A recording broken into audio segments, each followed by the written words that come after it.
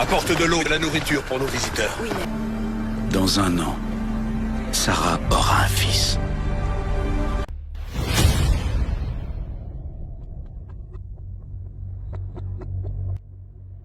Genèse 19, verset 1 et le verset 3. Les deux anges arrivèrent à Sodome sur le soir et Lot était assis à la porte de Sodome. Quand Lot les vit, il se leva pour aller au-devant d'eux et se prosterna la face contre terre. Puis il leur dit, mes seigneurs, entrez, je vous prie, dans la maison de votre serviteur et passez-y la nuit. Lavez-vous les pieds, vous vous lèverez de bon matin et vous poursuivrez votre route. Non, répondit-il, nous passerons la nuit dans la rue. Mais Lot les pressa tellement qu'ils vinrent chez lui et entrèrent dans sa maison. Il leur donna un festin et fit cuire des pains sans levain et ils mangèrent. Ils n'étaient pas encore couchés et les gens de la ville, les gens de Sodome, entouraient la maison, depuis les enfants jusqu'aux vieillards. Toute la population était accrue. Amen.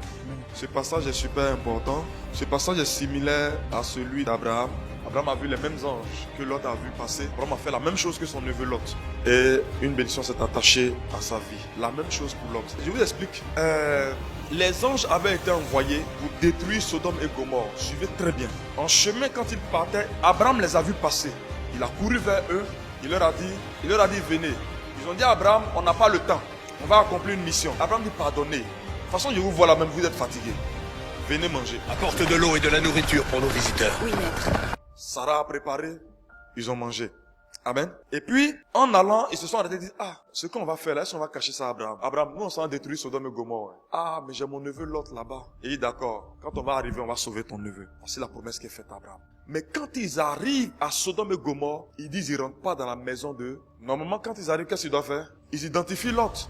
C'est toi le neveu d'Abraham là, non? Faut sortir vite parce qu'on est venu détruire. Mais quand ils viennent, ils font même pas cas de la situation. Il a fallu que Lot leur fasse d'abord une offrande afin qu'ils accomplissent la promesse qui a été faite à Abraham. Même quand la promesse de Dieu est libérée sur ta vie, quand tu ne sais pas semer, tu ne sais pas donner à Dieu, cette promesse va rester sur ta tête, elle ne va jamais descendre. Même si Dieu t'est favorable dans un domaine donné, bien aimé, si tu n'es pas fidèle dans tes offrandes à Dieu, tu auras du mal à posséder tes grâces. À un moment donné de ta vie, tu dois apprendre à semer abusivement. Tu dois apprendre à donner abusivement. Parce qu'il y a un temps de récolte. Si Lot a récolté le salut, c'est parce qu'il a semé l'offrande.